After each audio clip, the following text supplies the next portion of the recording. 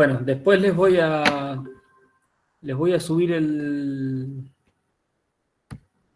¿cómo se llama? El link donde vieron que esto automáticamente se guarda en un Drive que a nosotros nos provee la universidad, así que les voy a tener que pasar el link donde se van a ir alojando estos videos. Después hablaré con Milton qué va a hacer con esa, ¿cómo se llama? Ese canal de YouTube que quería hacer. Después me olvidé de preguntarle en qué etapa está eso. Me interesaría, en primer lugar, como ya adelanté la clase pasada, esta materia se llama Teoría Política 2, pero bien podría llamarse Teoría Política Moderna, ¿no? Entonces, un poco para, no con fines ¿cómo es? Evaluativos, pero sí ver dónde estamos parados, porque en general sí yo sé que posiblemente ustedes no conozcan lo que viene, es decir, muy posiblemente jamás hayan leído a Locke, pero lo que también sé casi seguramente es que algo de modernidad conocen, han cursado ciencia y conocimiento científico, están cursando filosofía, mismo sociología, ¿no? Me parece que hay alguna idea de eso. Lo que me interesaba a mí era por ahí preguntarles si pueden prender el micrófono mejor, porque va a ser más complejo que escribirlo. ¿Cuáles son, ¿no? las ideas que tienen ustedes en torno a la modernidad, ¿no? Así como, para preguntarlo así de manera rimbombante. Primero, particularmente, a diferencia del tiempo clásico, las formas de gobierno, a diferencia de, por ejemplo, la antigua Grecia, donde existía un cuerpo que en asamblea se votaba, se debatía acerca de lo que pensaban que era lo mejor, siempre teniendo por sobre todas las bases el conocimiento, ¿no? La modernidad ya basada en el feudalismo, con reyes, Doti ahí prácticamente, o sea, si es como que la ley estaba para los súbditos, pero al rey es como que al rey no le tocaba todo lo que era los preceptos y las leyes que regían en el territorio donde él gobernaba. También en eso existía la esclavitud, y bueno, y en cierta manera también a través de las fuerzas se podían determinar qué territorios eran más fuertes, más ricos, más pudientes que otros que tal vez por ahí podían verse más débiles. Bueno, ¿alguna? Sí, yo. Es también como es la ruptura de lo que fueron los paradigmas dominantes de la Edad Media, ¿no? La idea de la religión por sobre todo, y donde comienza a surgir la idea de la razón eh, por sobre la religión, van apareciendo el republicanismo, la racionalidad y la idea de justicia en la sociedad.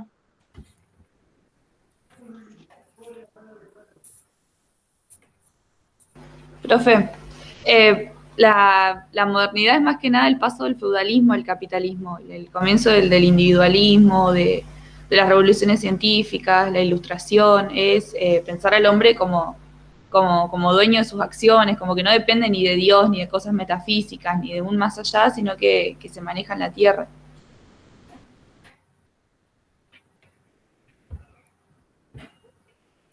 ¿Alguien más?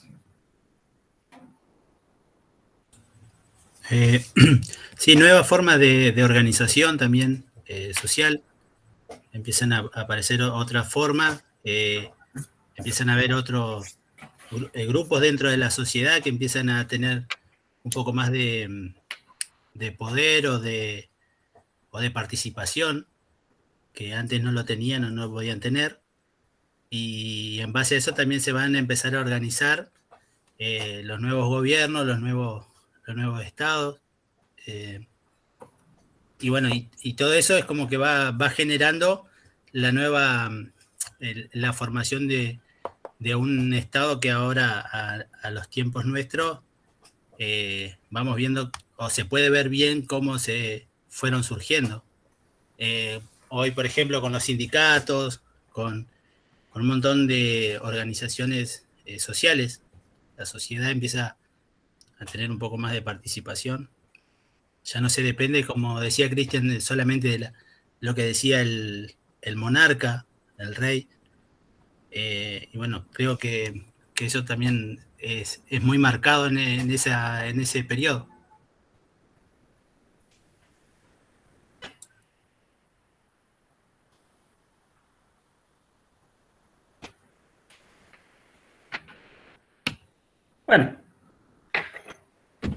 Bueno, ideas, está muy bien.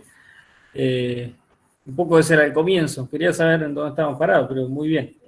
Mencionaron un poco buena parte de los tópicos, ¿no? Hay un pasaje del feudalismo. Tenemos una compañera marxista acá, Bárbara, que dice que el problema del pasaje de un modo de producción a otro. Está muy bien, eso por un lado, ¿no? Digamos, ¿no? Hay un abandono de la relación de vasallaje en pos de una de orden capitalista. Ahí va a estar muy interesante el texto de Federici, que no sé si ya les mencioné, esta autora marxista feminista, que va a tratar de hacer otra lectura de ese pasaje que nosotros lo tenemos como súper incorporado, me incluyo. Eso por un lado, digamos, ¿no? El modo de producción que supone además la gran falacia para Marx de la modernidad, que es esa idea de igualdad y libertad de los hombres, ¿no? O sea, para generar un mercado de trabajo, si se quiere, a la manera capitalista, pareciera que deberíamos tener, ¿no? Una especie de contrato entre privados, es decir, yo te contrato, como dice la economía política más clásica, ¿no? Hay una especie de oferta y demanda de mano de obra y se tiene un precio de equilibrio, entonces se contrata en función de eso. Para que esa falacia, dice Marx, funcione, lo que tenemos que tener para que ese modo de producción funcione, tenemos que tener la falacia previa, que es la falacia de la declaración de los derechos del hombre y del ciudadano, si se quiere, ¿no? Formalmente somos todos libres e iguales, la gran revolución del liberalismo, del liberalismo. Eso por un lado, ¿no? Tenemos esa lectura de orden económica que mencionaba Bárbara, una transformación en la organización, como decía un poco Rafael y Cristian, ¿no? Hay formas novedosas, nuevas de organización social, de incorporación de determinados sectores, no vamos a decir a la toma de decisiones todavía, pero sí con otro poder de incidencia, fundamentalmente esa clase que están haciendo en todo este periodo, que vamos a llamar burguesía, ¿no? Una clase urbana, lo que podríamos decir hoy una especie de clase media urbana, naciente, que va a ir claramente cada vez más, el tercer estado, ¿no? La francesa cada vez más organizándose y tratando de incorporarse, ¿no? a esos procesos decisorios, si se quiere. Y como bien dijo Brisa, también supone un montón de transformaciones de orden epistemológico, ¿no? O sea, el gran problema de la epistemología moderna es que ya no tenemos ningún elemento, ningún fundamento extramundano, ¿no? que nos permita dar cuenta de la realidad que vivimos. Eso nos enfrenta con un momento bastante escabroso, que tenemos que hacernos cargo de explicar las cosas, ¿no? Lo que se va a llamar iluminismo, ¿no? La preeminencia de la razón a la hora de la explicación de las cosas, que habría que ver si no supone también una ¿cómo se llamaría la palabra? Hacer de la razón una metafísica, ¿no? Una especie de paradoja, pero no sé si se llega a quedar clara la paradoja, pero hay una especie de hipóstasis, no quiero usar palabras que se coloca la razón como una especie de metafísica, me parece, en la modernidad. Paradójicamente, la razón que venía a terminar con la metafísica, ¿no? A echar luz sobre el oscurantismo metafísico, paradójicamente queda entrampada en una lógica que es la que viene a discutir. Eso lo va a decir bastante más adelante, ya te doy, bastante más adelante la llamada Escuela de Frankfurt, que van a ver posiblemente entre día 3. Le quiero volver a aclarar que en general me suelo desordenar e ir por las ramas. Les pido, pero encarecidamente, que me digan, che, Luciano, te fuiste, no te entendí. Nada, por ahí hago referencias, cosas que todavía no leyeron, no vieron y demás. O doy por sentado cosas, por eso también quería preguntarles, ¿no? O doy por sentado cosas que yo tal vez estimo que conocen ustedes por mi propia trayectoria de formación, pero por ahí no las conocen y me interrumpen, ¿eh? O sea, está bien, Cristian, que levantaste la mano, pero si querés abrir el micrófono y mandarte, bienvenido sea. Así que, no, profe, le quería consultar si un ejemplo, por ejemplo, de esto que estaba refiriendo, de tratar de trasladar la razón a un contexto metafísico, puede ser un ejemplo contemporáneamente cuando la política, mejor dicho, los actores políticos, a una situación, por ejemplo, la crisis económica, la tratan de explicar con cuestiones como, por ejemplo, es como un barco, el Titanic, que se está hundiendo, entonces hay que ver a dónde a esto más o menos refiere. Y un poco sí, mínimamente, también, Bárbara. Sí, es una especie de tratamiento tecnocrático de los problemas, ¿no? Como si la razón en su faceta, si se quiere, causa-efecto, costo-beneficio, más instrumental, pudiera resolver los problemas que son de otro orden, que no necesariamente son metafísicos, ¿no? No lo estoy poniendo a la razón a solucionar problemas de la religión, lo estoy poniendo a solucionar problemas políticos. Y cuando vos querés aplicar aspectos de orden técnico, ¿no? Que pueden ser súper racionales, y bueno, muchas veces el barco se te hunde. También La mano invisible, Bárbara, también puede ser un ejemplo, ¿no? De cómo termina, qué es eso, si no una ficción, si eso no es metafísica, bueno, ¿qué será? Y termina explicando mucho menos en realidad de lo que nos suelen decir que explica. En realidad, Adam Smith, en su gran texto, que es La riqueza de las naciones, si no me equivoco, lo menciona 2 veces, cuando desarrolla mucho un texto previo. O sea, tiene menos peso de que en general, vamos a defender un poco a Adam Smith, en esta, no en general, pero es verdad que eso es una especie de hipostasear, ¿no? Una determinada razón. Pero bueno, por un lado tenemos ese proceso de cambio de modo de producción, tenemos este proceso de iluminación, de iluminismo epistemológico, ¿no? Ya lo pueden haber visto ustedes con Descartes, pero hay anteriores, ¿no? Todo un proceso que comienza antes, capaz que Descartes es como la piedra de toque de la explicación de este proceso, y está bien, por ahí resume. El modo de organización, tenemos claramente un cambio en la forma de gobierno, si se quiere, ¿no? Pasamos de ese feudalismo, ¿no? A una especie de recuperación del poder del monarca. Vamos asistiendo paulatinamente al desarrollo de los estados nacionales, paulatinamente, porque no quiero decir que ya en el 1500 y monedas hay estados nacionales, pero estamos viendo todo ese proceso, ¿no? Eso está explicado muy bien por ahí por Max Weber, o incluso por Portantiero, en Argentina, como hay una especie de ¿cómo lo llamaría? ¿No? De retoma del poder de los monarcas, que habían perdido mucho poder en manos de los señores feudales durante la Edad Media, ¿no? Y eso va suponiendo cierta, no sé si conocen el proceso, pero una de las explicaciones es que, las explicaciones más de orden de política económica, si se quiere, o economía política, que la multiplicidad de fronteras entre los señores feudales lo que hacía era retrasar o en algún punto encarecer los productos, porque imagínense que cada vez que pasabas por una frontera tenés que pagar una especie de canon.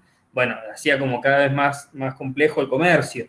Eso fue una de las explicaciones por ahí que tienen en cuenta más elementos de orden económico a la hora de explicar las cosas. Una puede ser el marxismo.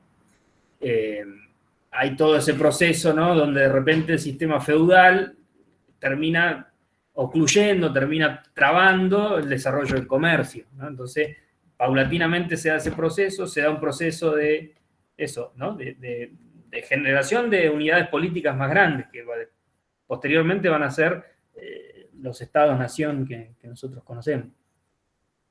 ¿Alguien quiere decir algo? Me parece que hay un micrófono abierto, ¿no? Siento como un chillido. Profe, el autor también menciona respecto al tiempo de la modernidad, que comienza a marcarse el estado de naturaleza del hombre.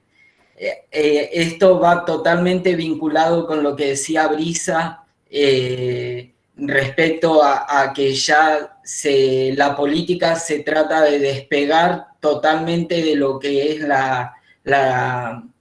el pensamiento antiguo, clásico, que pensaba de que el hombre podía llegar a la perfección, donde en el topus urano podía alcanzar la sabiduría máxima, y que iban caminando en función de eso, de acercarse cada vez a más sabiduría. En este tiempo se comienza a denotar de que el hombre no es tan bueno, sino que por ahí tiene otras cosas aparte de la bondad. Sí, no hay ni bueno ni malo. Ya metiéndonos, si quieren, en el texto de Dotti de manera ya más derecho. Esperen que me voy a prender un cigarro.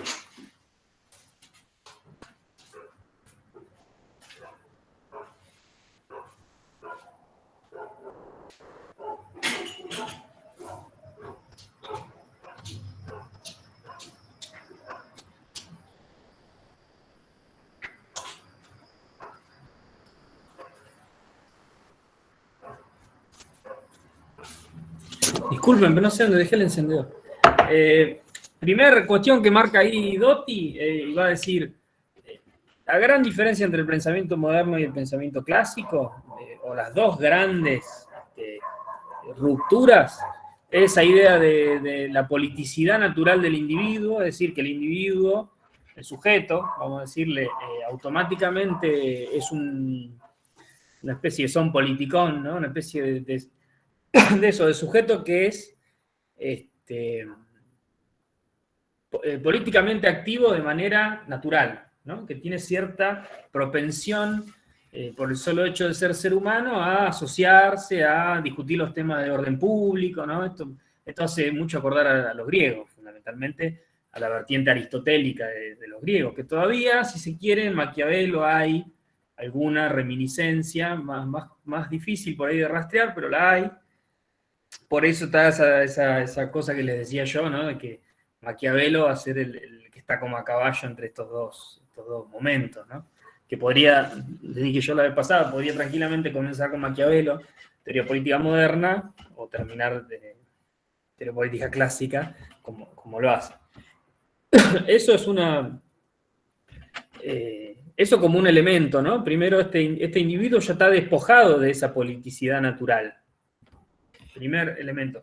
Segundo elemento, que dice Dotti, que va a marcar Dotti ahí, es que no necesariamente la vida comunitaria, ¿no? Esa idea de polis, si se quiere, no va de suyo, ¿no?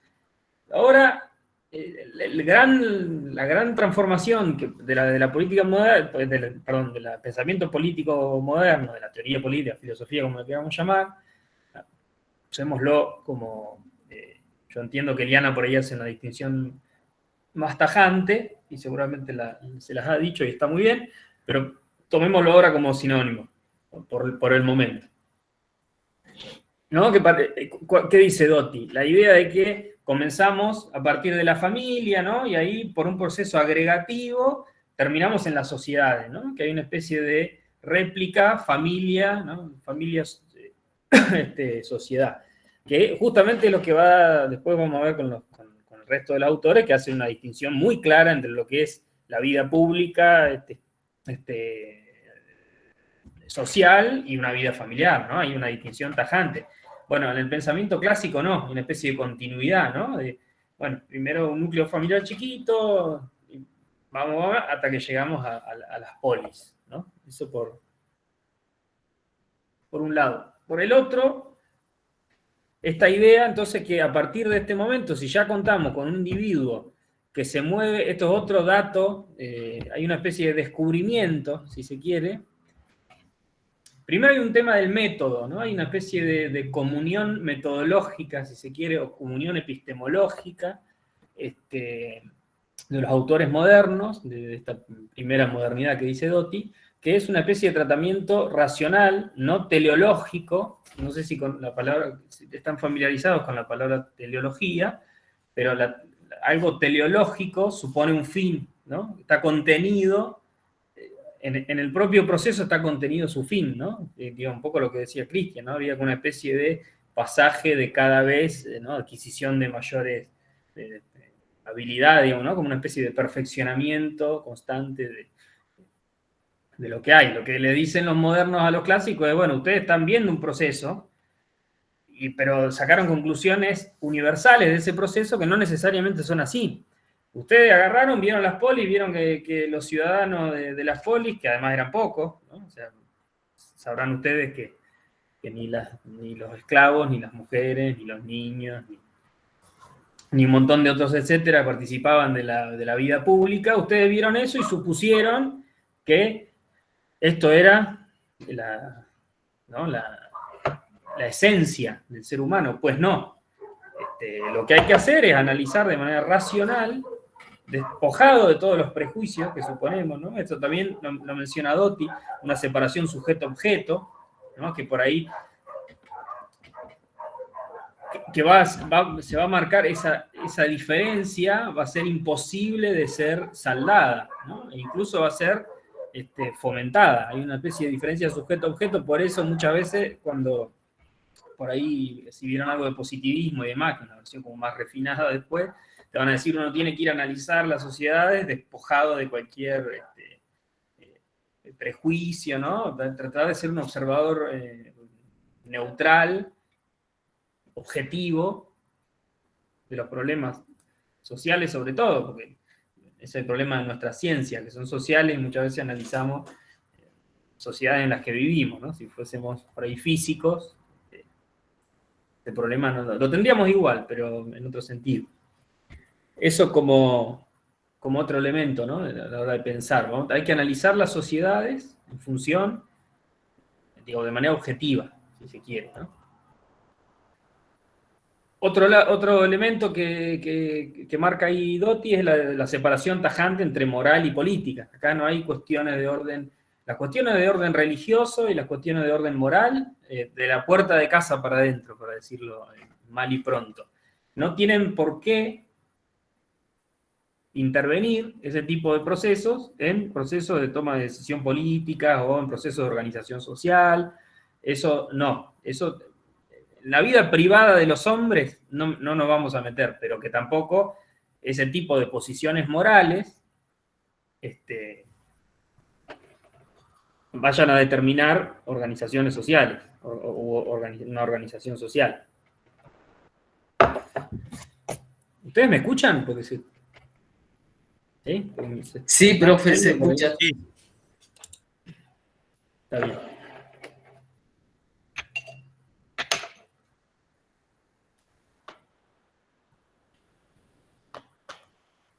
Y otro elemento fundamental, que acá sí nos vamos a meter posteriormente, esto como una introducción, ¿no? Lo que nos va a meter de lleno ya en nuestros autores, que son producto que son objeto de nuestra clase, de nuestras clases sucesivas, que va a ser la idea de derecho natural, ¿no? Hay dos elementos ahí que van vis a vis. Una especie de justificación, una especie de publicidad de lo privado. Me quiero explicar mejor. A partir de ahora, la fundación de la sociedad va a ser producto de un pacto, de un contrato, que hasta este momento el contrato era del orden de lo privado, no de lo público, ¿sí? Y por otro lado, los derechos naturales. Estos autores consideran que independientemente, ¿no? Y por eso también hay una especie de lo que decía yo, el gran desarrollo del liberalismo, el gran tópico del liberalismo, que se va a desarrollar con cierta posterioridad. Para que nos ubiquemos, digamos, estamos hablando 1500, 1600, ¿no? Para que nos ubiquemos temporalmente en la medida de lo posible. Posteriormente, Locke es el llamado, si se quiere, padre del liberalismo político, pero ya en Hobbes uno puede ver claramente esta idea de que los individuos somos libres e iguales, ¿no? En principio. Después, bueno, después veremos las condiciones particulares, pero somos libres e iguales. Entonces eso supone una especie de idea que antes de, digamos, pre-social, si se quiere, ¿no? O sea, hay derechos inalienables que son derechos que tienen los seres humanos por solo hecho de serlo. La vida y la libertad, fundamentalmente. A mí siempre me gusta preguntarles qué opinan ustedes sobre los derechos naturales. ¿Hay, no hay? ¿Cuáles son? ¿Ustedes qué opinan?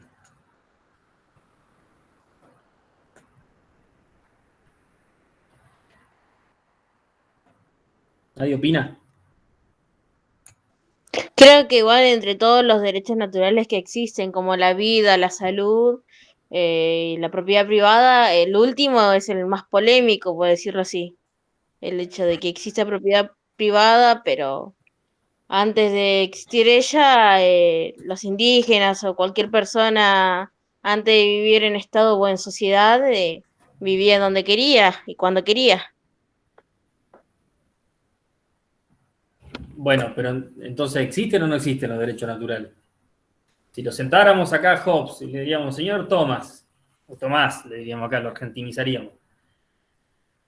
¿Usted considera que hay una especie de derechos naturales?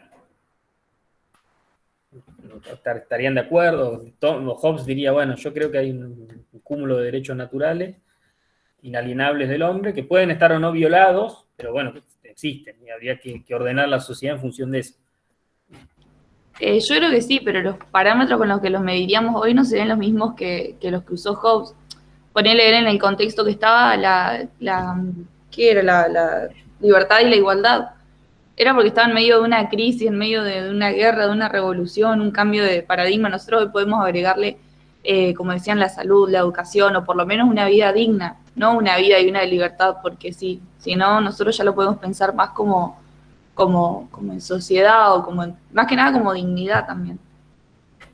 Claro, aparte Hobbes hablaba una libertad e igualdad dentro de un estado monárquico, absolutista, donde ante cualquier mínimo error o ante la falta el cometimiento de alguna ilegalidad, ya eras castigado. Bueno, pero entonces voy a oficiar de abogado del diablo. Entonces, o los derechos son naturales, y en ese caso ahistóricos. Entonces no podemos historizar. Entonces, ¿qué? Siempre hubo derecho natural a la educación, pero antes estaba violado y ahora lo reconocimos. ¿Siempre estuvo o no estuvo? ¿O depende de las condiciones sociales coyunturales? Para mí particularmente, bueno, justo le quería comentar referido a todo el texto de Doty. Para mí, yo lo imaginé como que es una obra de teatro. Y en todo el transcurso temporal que Doty marca, clásico, moderno y después crítico, el papel principal por ejemplo, en el clásico el papel principal era para todo aquel que se consideraba integrante de la polis. Después, en la modernidad, ya el papel principal lo tenía el monarca, con toda su comitiva que le acompañaba. Ya en el crítico, ahí Dotti marca que el Estado es como que quedó debilucho, como que perdió el papel principal y refiere del mercado, refiere como que este agente económico es el que tiene las riendas. Entonces, en ese sentido, yo creo lo que usted preguntaba es que depende de la época. En ese momento, por ejemplo, el súbdito no tenía derechos prácticamente, solamente tenía que pagar impuestos y eso le daba, lugar a que pueda ser cubierto o protegido por las fuerzas del rey, en el caso de que viniese otro rey y quisiera invadir el territorio. Bueno, pero entonces la pregunta continúa. O existen y están siendo violados o no reconocidos, o no existen. Sí, existir existen, porque al momento en que somos personas, tenemos un derecho natural. En su momento, por ejemplo, se consideró que la propiedad era un derecho natural y se la respetaba, pero hoy capaz que no se considera un derecho natural, o sigue siendo un derecho natural y se lo viola. Pero existir por lo menos la vida y la libertad en todo momento. No sé, yo le preguntaría a las chicas de Afganistán a ver si tienen derecho a la vida y a la paz y a la propiedad. Tienen, pero no se lo respetan. Profe, Sí, yo creo que son más bien creados y que los derechos naturales que hablaban los contractualistas eran más, o sea, eran de alguna manera medio ficticios, sino que eran la forma en la que ellos utilizaban para crear un pacto hacia una modernidad, hacia un tipo de gobierno diferente, más que nada. Pero creo que no son reales que nacen y nacemos y tenemos derechos naturales, sino que lo va creando una sociedad o una comunidad, o sea, puede ser un país o el mundo, o hace 1000 años atrás habían diferentes derechos, depende de la sociedad. bueno, yo adelanto que estoy mucho más de acuerdo con esa posición. Lo que no quita que no me parezca súper respetable. Para mí no hay derechos naturales. Siempre es de orden situacional, ¿no? Me parece. Porque digo también, y acá Particularmente, Luciano, te consulto, por ejemplo, hoy en día políticamente no está en ningún lugar dictaminado, no hay leyes que determinen que al individuo, al ser humano, hay que cobrarle por la cantidad de oxígeno que requiere para vivir, por ejemplo, ¿no? Porque, sin ir más lejos, ahora el agua que ya está como commodity, porque prácticamente en la gran mayoría del globo el agua está en su mayoría de porcentaje contaminada. Ya en eso tenemos como algo medio delicado que puede ser, bueno, en sí ya cobramos, nos cobran, mejor dicho, un servicio acá en Neuquén, por ejemplo, pagamos la tarifa según la cantidad de agua que se consume. Pero en ese sentido yo creo que hay cierto parámetro que rige como un derecho natural. Por ejemplo, lo que te decía del tema de poder estar situado en espacio y tiempo en este momento. No, está perfecto. Yo respeto las posiciones, adelanto la mía. Y incluso digo que hay veces que se han hecho aberraciones, digamos, históricas en función de ciertos derechos universales, ¿no? O sea, perdonen que insista con Afganistán, pero bueno, la tenemos a la vuelta de la esquina, no geográficamente, sino situacionalmente. ¿Cuál fue el argumento de los Estados Unidos para ingresar a Afganistán? ¿No? La defensa de los derechos universales. ¿No? Digo, embanderado en la universalidad de los derechos, terminás haciendo cosas no santas. Por supuesto que es una chicana lo que estoy diciendo, pero yo considero que hay derechos en tanto y en cuanto haya, digo, me parece que de orden político, no es de orden natural. Si es natural, es natural. Después pueden estar o no, eso, respetados y violados. ¿No? O sea, pueden estar siendo respetados o pueden estar siendo no tenidos en cuenta, violentados, etcétera, etcétera.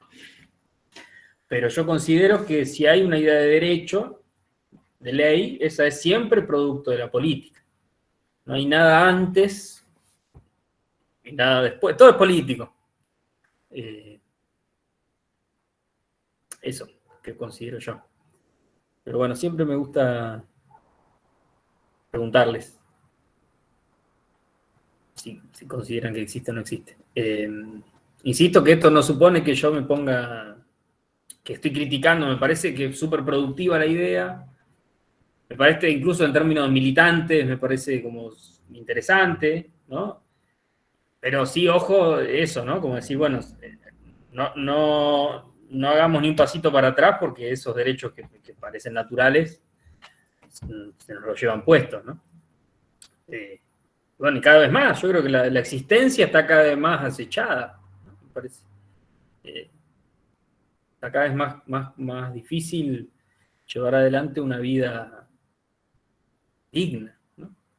Pero bueno, perdón, me fui por la rama. Tenemos entonces el nacimiento de esta corriente que se ha sido denominada naturalismo o justnaturalismo, ¿no? Que supone, entre otras cosas, la existencia de derechos naturales, independientemente de lo que yo crea, es lo que considera Hobbes y así lo diré.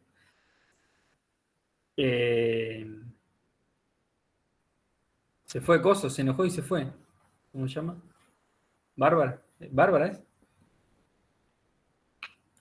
No, acá estoy. No te había visto.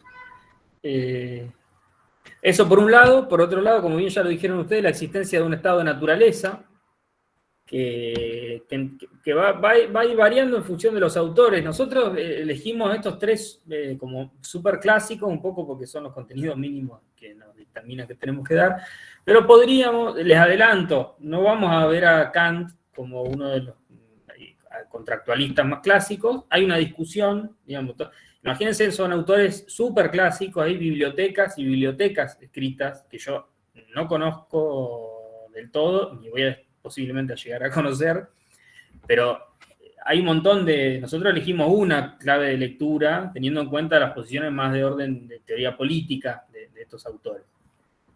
Van a ir variando. En el caso de Hobbes, posiblemente ustedes lo conozcan, hay una especie de lo que se llama antropología negativa del sujeto, del individuo, ¿no? Hobbes supone que en un estado de naturaleza, una especie de la famosísima frase de repetida hasta el hartazgo, que incluso está muchas veces discutida, ¿no? O sea, no es una especie de cuentito villiquinesco, no sé cómo sería, pero incluso esas ideas también han sido como, ¿no? Están como puestas en tensión muchas veces. Quedémonos, sí, digo, y además, ¿por qué lo plantea Hobbes? Dice, voy un poco para atrás. Terminamos con un poco de esta idea de pensamiento político moderno, muy a grandes rasgos, era como para hacer una introducción. Me parece, por lo menos los y las que hablaron, que hay una idea, está firme, con respecto, ¿no?, a los cambios fundamentales entre la época clásica y la modernidad. La Edad Media siempre, ¿no?, una especie de, nosotros criticamos, pero claro, no me va a salir en latín, pero el hombre es lobo del hombre. Me perdí. Claro, que la Edad Media es una especie de, ¿no? Todos lo criticamos, pero una especie de época oscura incluso para las carreras de grado en Argentina, ¿no? Nadie sabe mucho de la Edad Media, excepto los historiadores. Nosotros como que la pasamos así medio de largo. Y recién, en el mejor de los casos, retomamos con Agustín, ¿no? Pero bueno, independientemente de eso, que no es la parte que nos compete aquí, Hobbes va a decir, no tengo la cita a mano, ¿no? Pero para pensar hay que despojarse, ¿no? De todo tipo de estas ataduras, uno podría llamarlas ahora coyunturales, ¿no? ¿Qué es la mejor manera de pensar? Pensar sin Estado, pensar que el Estado se ha destruido, que la sociedad se ha destruido, y ese es el estado de naturaleza. Que además, no sé quién opinó recién, que algo de Hobbes saben, no sé si lo leyeron o lo han visto en otro lado, que efectivamente, lo tengo anotado porque yo para la fecha no soy muy bueno y jamás les pediría que se aprendan de memoria una fecha, excepto que me digan que Hobbes escribió en el, no sé, 1930, hay cosas que no, pero sí se... Nace en 1588, muere en 1679 y vive, y todo el mundo sostiene que es producto de eso también sus reflexiones, vive la Guerra Civil Inglesa, ¿no? La Guerra Civil, ¿no? Que se da por, gobernaba, no voy a decir aquí una clase de historia, porque tampoco soy historiador, tampoco, pero digo, en función de, gobernaba Carlos I, si no me equivoco, un rey que si bien protestante, con actitudes un poco católicas y un poco, podríamos decir hoy, autoritarias, ¿no? Que paradoja decir un rey era autoritario en esa época, pero lo era, termina, ¿no? Una especie de guerra intestina entre el parlamento, el rey, el ejército que se divide, Irlanda y Escocia, y termina, bueno, una guerra que se abre durante varios años, y es la época en donde Hobbes escribe tal vez dos grandes obras que de Cibe y el Leviatán. Por supuesto nos vamos a referir mucho más al Leviatán por obvias razones, porque en la tradición así lo indica, y ya le dije en la primera clase, que las tradiciones se respetan, es un chiste.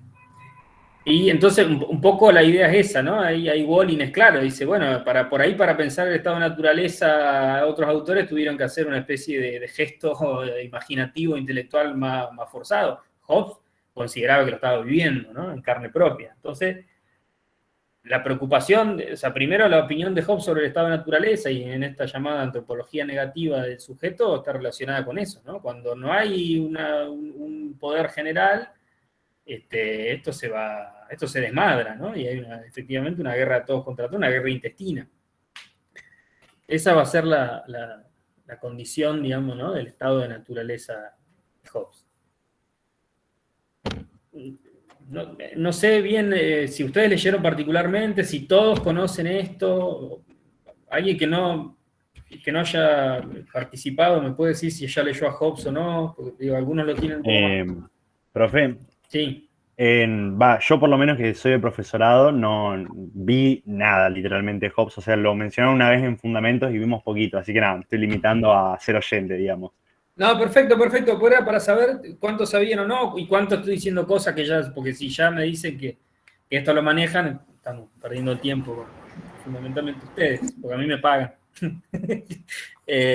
Profe, también particularmente algo que me llamó la atención del autor, que refiere que cuando los contractualistas comienzan a hacer sus estudios y sus análisis políticos de la situación, esto me encajó justo, digamos, en el rompecabezas de lo que usted decía, de la crisis que estaba ocurriendo en Inglaterra, porque dice de que en sus teorías Hobbes lo que trata es de poner un marco de orden para que se trate de encontrar alguna armonía, una cierta armonía de lo que estaba aconteciendo.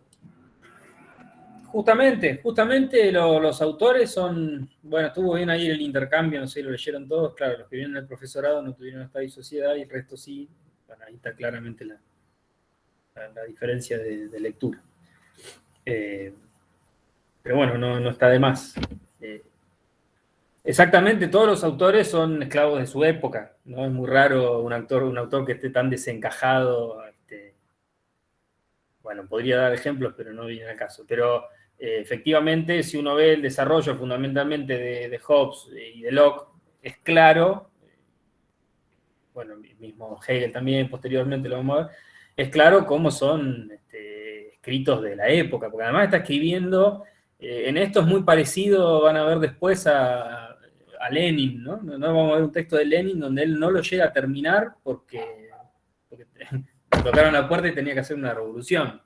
Lo digo así jocosamente, pero vamos a ver un texto que se llama El Estado y la Revolución, que lo escribe meses antes de la efectiva revolución. Justamente Hobbes, el año 42, que comienza la guerra civil, él escribe el libro, y el Leviatán lo escribe en el año 51, durante, ¿no?, de esta guerra civil inglesa. Entonces está escribiendo, no es que incluso son memorias de un intelectual, ¿no?, o es anticipatorio. Él está escribiendo dentro de ese proceso. Entonces por eso también es interesante, y por eso las premuras de Hobbes, ¿no? Es decir, no es casual que su principal preocupación sea la paz y la vida, ¿no? Si efectivamente su pregunta es, bueno, ¿qué sentido tiene ser libre si no puedo salir a la calle con miedo a que me maten, ¿no? Y eso también, me parece, se va a concatenar con la propuesta de orden político que él va a proponer, ¿no? Que por ejemplo, a un Locke le hubiese parecido, ¿cómo se llama? Autoritaria, ¿no? No es autoritaria la palabra, porque es una palabra muy, muy nuestra, pero bueno, no me va a salir la palabra. Absolutista, ¿no, profe? Sí, tampoco es, pero va por ese lado. No es exactamente la palabra que estoy buscando, pero es ese sentido. Entonces, aclaro de vuelta para en general, el estado de naturaleza, va a decir Walling, tomémoslo así, es un estado hipotético, no es que efectivamente él está pensando puntualmente en algún estado de naturaleza, ni siquiera en la Inglaterra de ese momento, ¿no? Porque imagínense que el estado de naturaleza para estos autores es un estado donde no hay Estado, no hay sociedad civil, no hay sociedad, ¿no? Es una especie de ente autorregulado de individuos aislados, ¿no? Que cada uno persigue su interés. Este es otro elemento central que va a desarrollar la teoría política moderna hacia adelante, que es el interés como motor del desarrollo, ¿no? Es un elemento fundamental que ya estaba en Maquiavelo y que va a estar estrictamente desarrollado por estos autores, posteriormente por el nacimiento de la economía política con Ricardo y Smith, ¿no?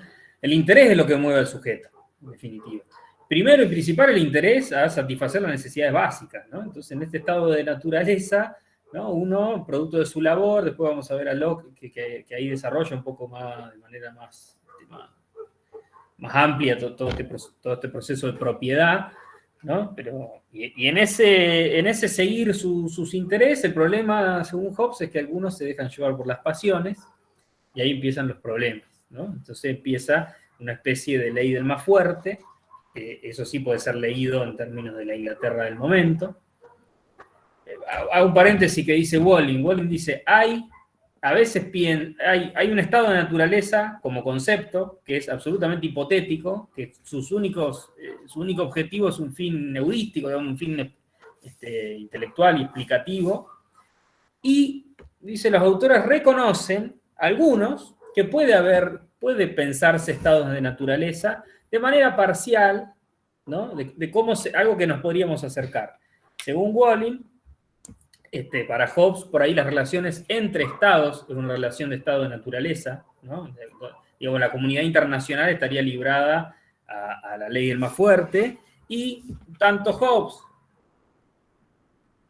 y mucho más Locke va a ser, por ejemplo, la América nuestra, ¿no? Donde tengan en cuenta que 1492 nos descubren, ¿no? Antes no, estamos con los derechos naturales nosotros, ¿no? Hasta que nos descubrieron no existían.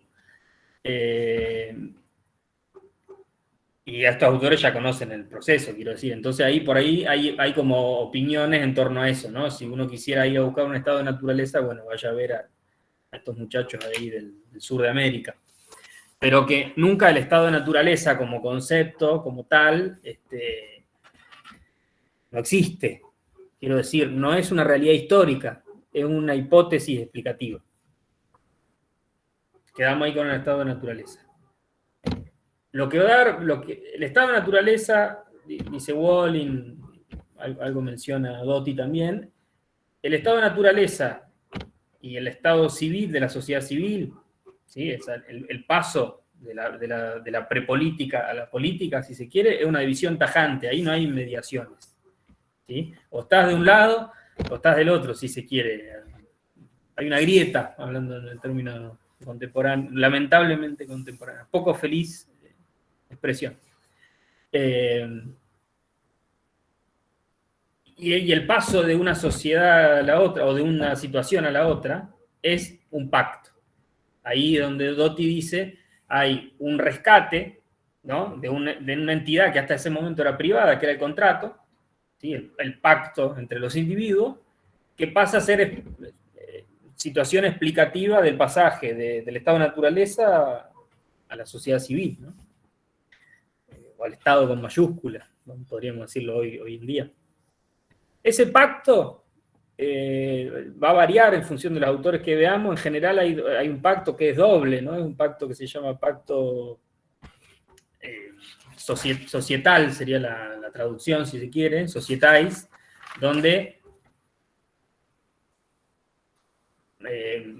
consensuamos dejar de ser una multiplicidad de individuos, si se quiere, y pasar a ser algo más, que no es más que la suma de sus partes, pero que ya no somos individuos arrojados, aislados. Podríamos decir una sociedad, ¿no? Y por otro lado hay un pacto, si se quiere, para hacer una analogía topológica, un pacto que es más de orden horizontal y un pacto que es más de orden vertical, ¿no? Ese pacto de societal, por un lado, transforma a los individuos aislados en algo así como una sociedad, pero no piensen, tengan en cuenta siempre esto que sostiene Doty, que acá no hay ningún tipo de visión organicista de la sociedad, ¿sí? La sociedad va a estar de aquí en adelante, diría, hasta, no sé, Marx por lo menos, es una sociedad de individuos, ¿no? De hecho, ¿hasta qué punto la idea de sociedad que tenemos nosotros, muchas veces, que si te levantan, estás durmiendo y te levantan y vos que estudias ciencia política, ¿qué es la sociedad? Y uno está tentado muchas veces a decir, bueno, es un conjunto de individuos, ¿no? Que tienen en común una lengua, una historia, una bandera, ¿no? Pero en general, al principio, esa idea todavía individualista, atomista de la sociedad, ¿hasta qué punto nos impregna hoy en día, ¿no? Uno no estamos tentados a decir, y bueno, es un todo conflictivo formado por clases, podría decir uno, ¿no? Tranquilamente. ¿No? Podría decir, siendo más aristotélico, si se quiere, o más siguiendo toda esa línea, ¿no? Es un todo orgánico. Pero no, en general uno está tentado a decir que es un conjunto de individuos, etcétera, etcétera, que tienen algo en común, más allá de una autoridad. Dame un segundo que tengo que ir al baño.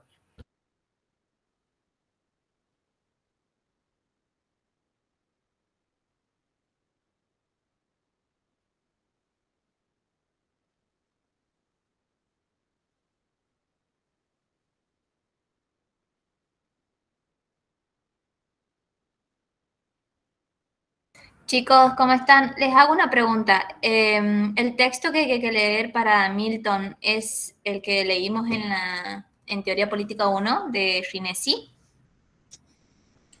Me parece que es el mismo, pero habría que ver porque en la carpeta de unidad 1 creo que está el documento de Atilio Borón, ¿viste, Flavia? Ajá. Me parece que ahí Flavia, seguramente.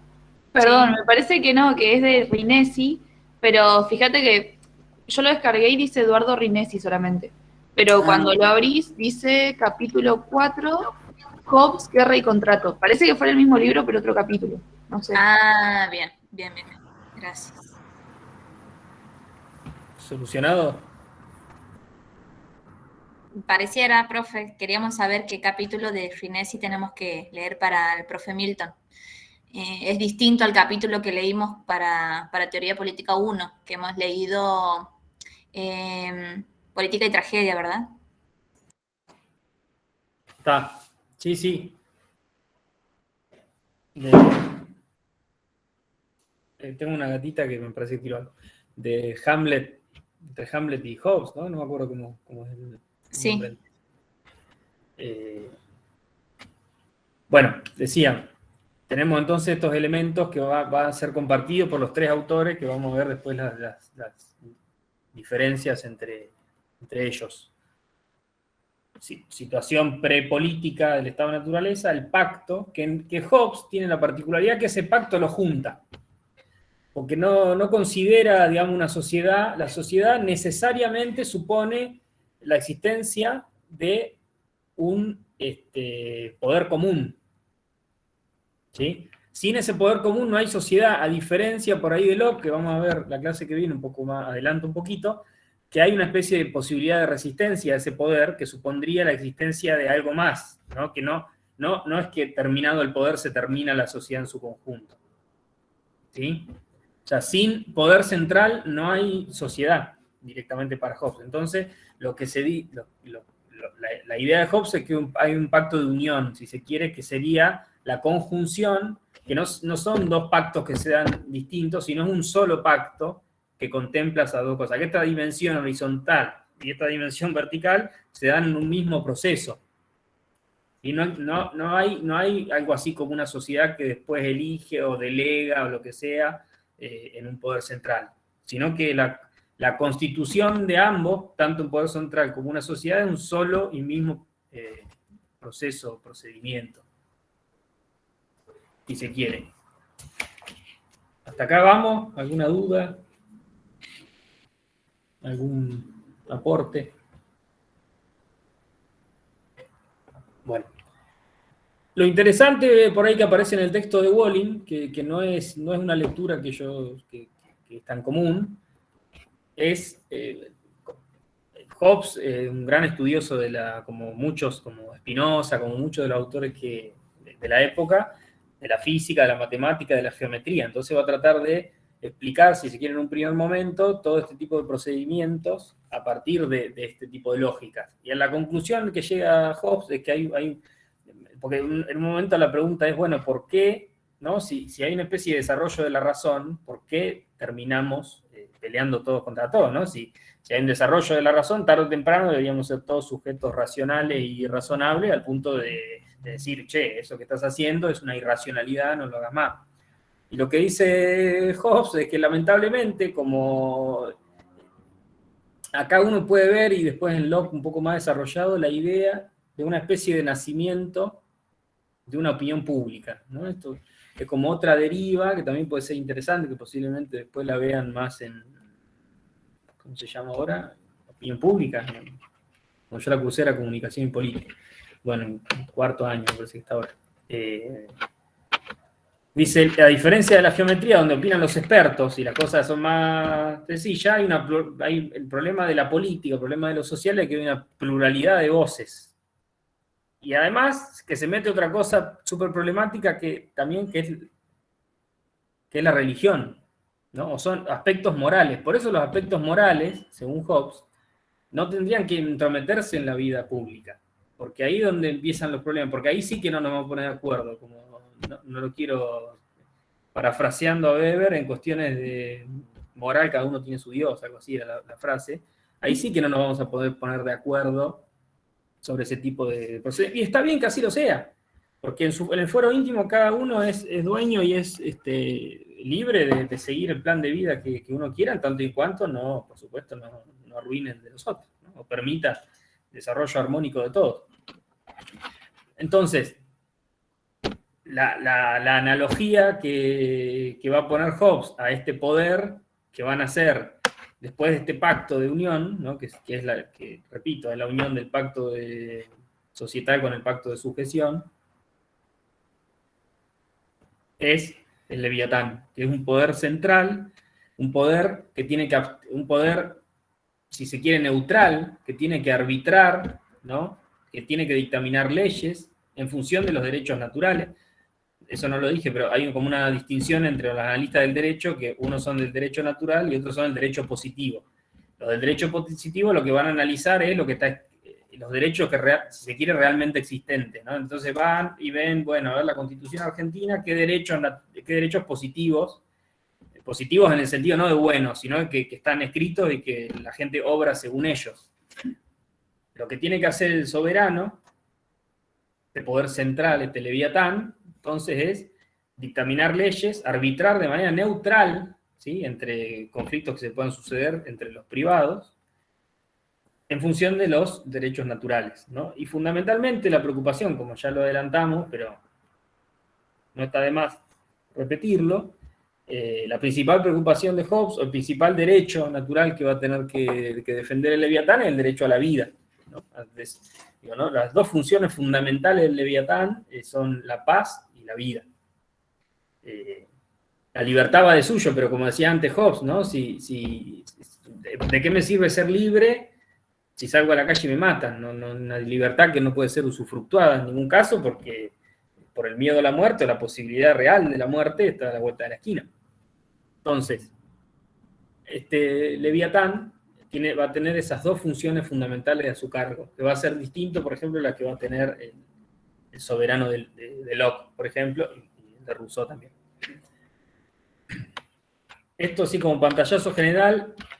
Yo no me quería, van a ver bastante con Milton otras lecturas de Hobbes, por eso yo quería acabar como el pantallazo de este general, de este autor, que van a ver en profundidad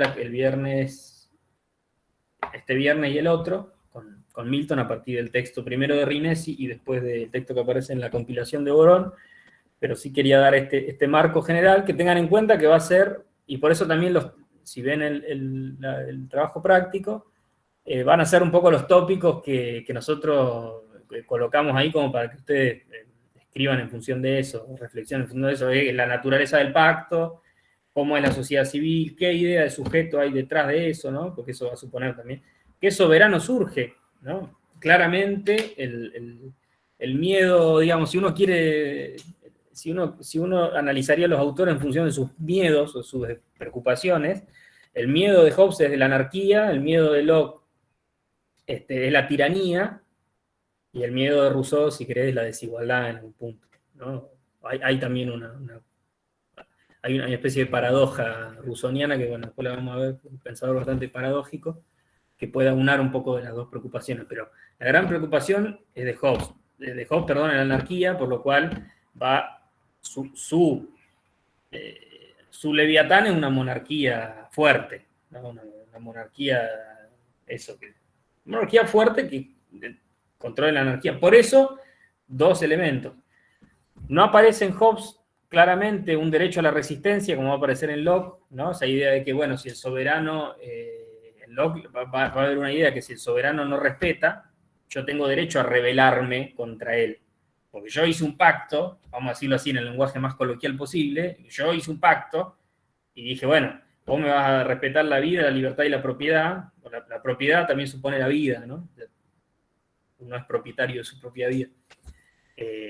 Pero en Hobbes no es claro esa idea de derecho a resistencia. Walling deja entrever que habría una posible lectura de Hobbes, de decir, cada sociedad en épocas distintas tiene derecho a darse su propio pacto, ¿no? Que esto no necesariamente tiene que ser así. Yo lo estoy planteando para esta Inglaterra que estoy viviendo ahora, donde nos estamos matando todos contra todos, pero no necesariamente tiene que ser así. Esa es una lectura que habilita a Walling, perdón, es una lectura que dice Walling que habilita a Hobbes, pero quedémonos con esto, ¿no? La salida hobbesiana es este Leviatán centralizado. Por eso, otra cuestión, hay una especie de no derecho a la resistencia, porque cualquier resistencia además va a ser tomada como sediciosa y posible causal de anarquía, ¿sí? Por un lado, y por el otro, esperen un segundo.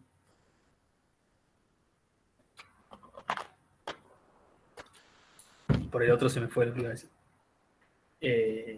Derecho a la resistencia y por el otro lado no hay una división de la soberanía. Hobbes no admitiría que haya divisiones de soberanía, ¿no? Que no es lo mismo que división de poderes, ¿sí? Hobbes no va a estar en contra de un parlamento, pero la soberanía indivisible la tiene el monarca, el soberano, el leviatán, digamos, ¿no? Después será producto del poder legislativo hacer leyes y demás, pero el que hace cumplir la ley y demás, eso no es divisible como si iba a ser divisible, si se quiere, en Locke, ¿no? Que va a ser más claro esta posible división de la soberanía entre un poder legislativo y un poder ejecutivo. En Hobbes hay una especie de ente mucho más monolítico, ¿no? Va a dar como resultado un Estado, vamos a decirlo entre comillas, de manera mucho más monolítico, unidireccional, etc.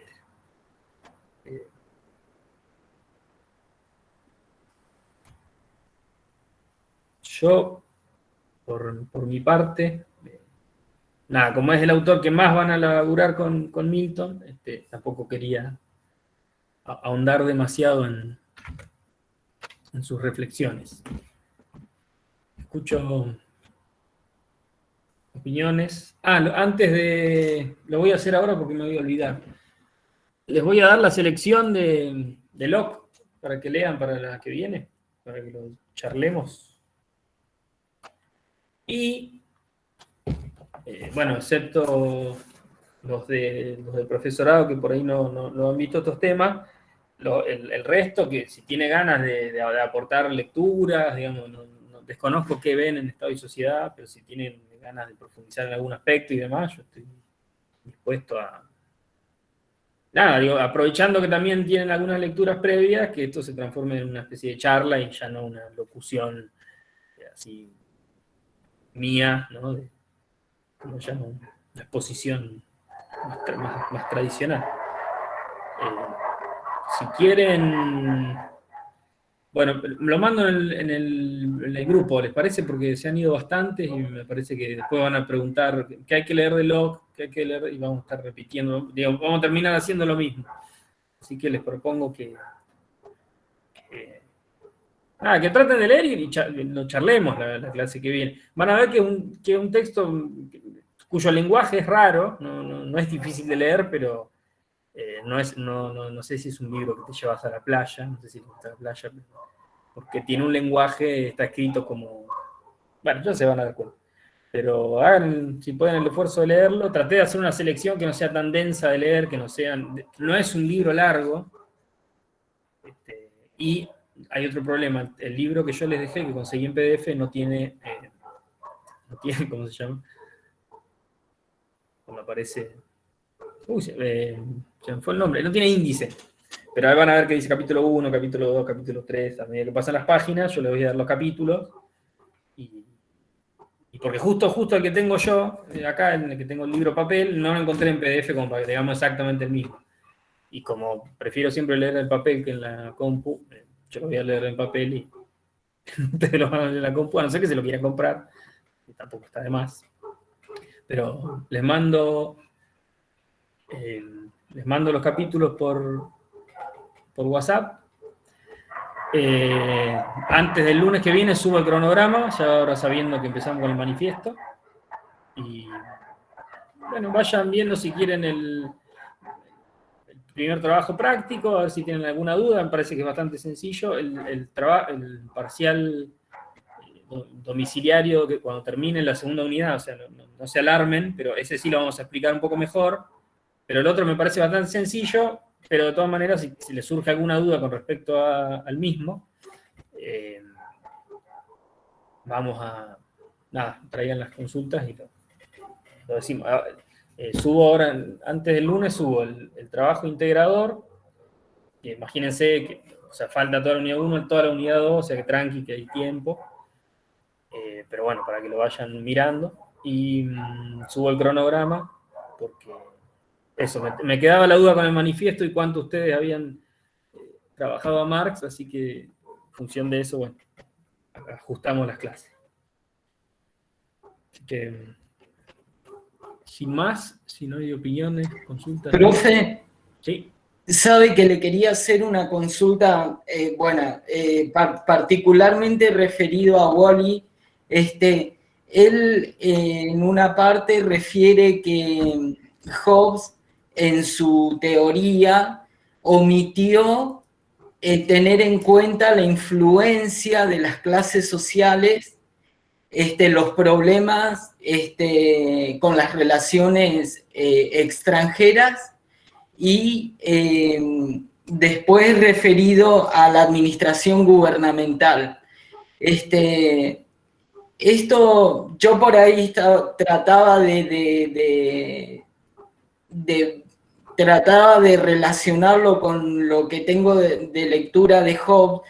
Yo recuerdo que uno de los textos que nos dieron, él hablaba del tema de la ambición y referido a dos personas que tienen su territorio, pero una codicia, ambiciona el territorio del otro. Entonces ahí él termina haciendo distintos postulados. Eso no se lo puede interpretar como, en cierta manera, un análisis de la influencia de las clases sociales.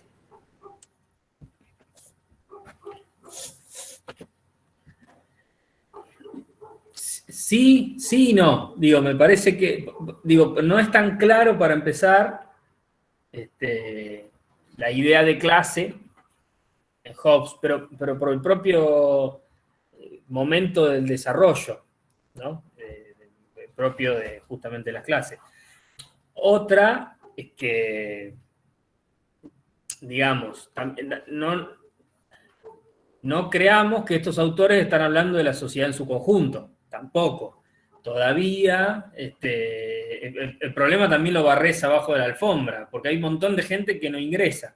Entonces, ahí está también el problema, ¿no? Cómo ingresan al pacto lo que sería llamado el...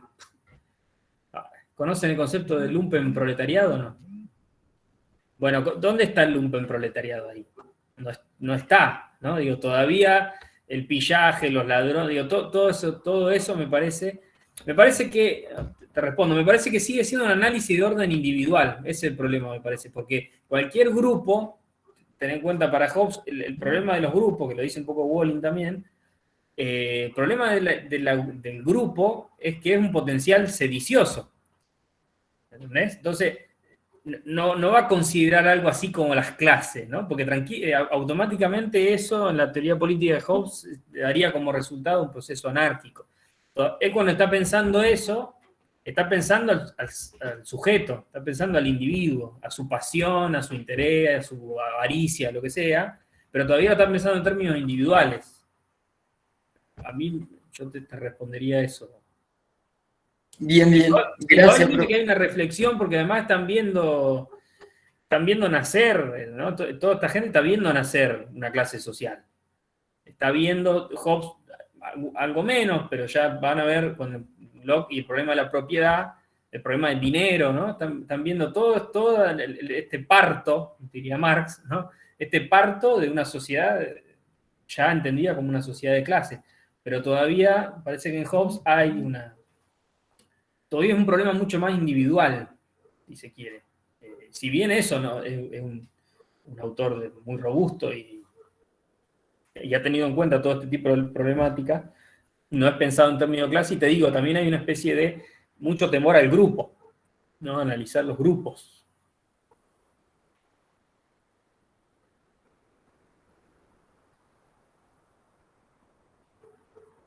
No sé si alguna más tiene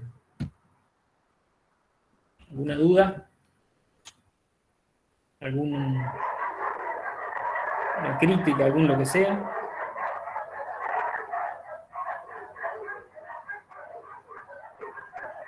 Yo tengo una consulta, profe, pero no sé si es para la clase que viene. Locke es uno de los que plantea el doble pacto, ¿o no? Mi duda es si el primer pacto, el que funda la sociedad, eso ya hace que se salga del estado de naturaleza.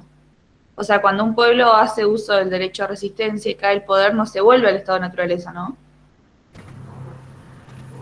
No necesariamente. O sea, la primera respuesta es sí, hay una salida del estado de naturaleza, y la ventaja, entre comillas, ¿no? De la teoría de Locke es esa. Que puede caer el gobierno sin que caiga, sin volver a un estado de naturaleza, ¿no? Pero también hay posibilidad de volver a un estado de naturaleza, o en Locke ya no. Siempre, sí, siempre.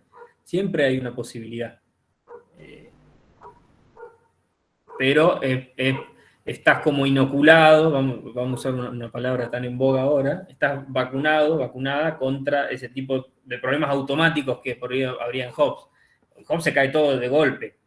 En Locke, si querés, hay como al distinguir estos dos pactos, puede haber una rebelión, que además para que esa rebelión exista, esa rebelión tiene que tener un sujeto. Ese sujeto, si se quiere, es la sociedad del primer pacto. Hobbes, su problema es que obtura todo ese tipo de posibilidades, pero producto también del miedo que tiene a la anarquía. Entonces dice, ¿cómo yo voy a ¿no? No dice eso, pero yo me imagino que debe haber dicho algo como, no puedo pretender que haya un derecho a la resistencia porque se vuela todo por los aires. Pero sí, en Locke también hay una posibilidad de vuelta al estado de naturaleza. Siempre está acechando ese problema, ¿no? Contemporáneamente, profe, lo que la extrema derecha por ahí postula, que la única manera de solucionar los problemas políticos que existen a nivel mundial es a través de la violencia, o sea, todos contra todos, y en cierta manera es como un retroceso a, no sé, no quiero decir la barbarie, pero en cierta manera es como que buscan una solución que va a terminar generando más conflicto, ¿no? Y en algunos sectores radicalizados, yo creo que sí hay una especie de catastrofismo. Sí, hay una... A ver, ¿para qué lo digo suavemente? Hay una especie de, que yo no me parece tan clara, pero hay una especie de apropiación por parte de la derecha de la rebeldía que otrora era juvenil y de izquierda, ¿no? O sea, ante la pasividad de los partidos de izquierda, ante la imposibilidad de los partidos de izquierda de proponer una alternativa real, ¿no? Ni hablar de la caída de los procesos políticos de izquierda, ¿no? Que lo que nos queda es Cuba con los problemas que tiene, Venezuela como el gran eslogan, ¿no? Como si alguna vez hubiese sido un paraíso comunista, y bueno, China con China es China. Me parece que ante la catástrofe de esos procesos, ante la imposibilidad de pensar un mundo alternativo, me parece que sí hay una especie de, pero no, a mí me parece sí, me parece como más complejo, porque ellos también saben que la destrucción, digo, no les va a hacer muy bien. Llegan a donde están producto del statu quo, sí, no, sí me parece que hay como una mixtura entre procesos más conservadores y procesos más, más así, ¿no? De libertarismo económico, ¿no? Porque digo, por un lado, tenés estos muchachos que ahora salen en la tele y, ¿no? Pregonan la retirada del Estado, etcétera, etcétera, y de repente son gente, ¿no? Que está en contra del aborto legal. Entonces tenés no sé, digo, tenés eso, una mixtura entre sectores conservadores que pide palo a los que cortan la ruta, ¿no? Que muerte a los cosos, y por otro lado pretenden que el Estado... lo terrible de nuestro liberalismo, para mi gusto, es ese, bueno, entre muchos otros, pero es un liberalismo, digamos, económicamente liberal, pero políticamente conservador en general. No, digo, la alianza, si uno lo quiere ver en la alianza Cambiemos, ¿no? Venía disfrazado en un Estado moderno, qué sé yo, sin trabas al comercio, vamos a ser el supermercado del mundo, etcétera, etcétera, por un lado, y por el otro tenés, digamos, la banderada es Patricia Bullrich, ¿no? Que si algo si algo ha hecho es usar los resortes estatales para reprimir cuanta disidencia ha habido, ¿no? Entonces me parece que esa paradoja, que no es tan paradójica, pero sí es muy patente en nuestras derechas, en nuestras opiniones, cosas liberales, ¿no? Pero bueno, no lo digo yo, lo dice un montón de gente antes que yo, y lo ha dicho mucho mejor y lo ha escrito. Pero sí, hay una especie de agitación a la anarquía en esta idea, ¿no? Del anarcocapitalismo, todo el desarrollo más contemporáneo del libertarismo, que sí.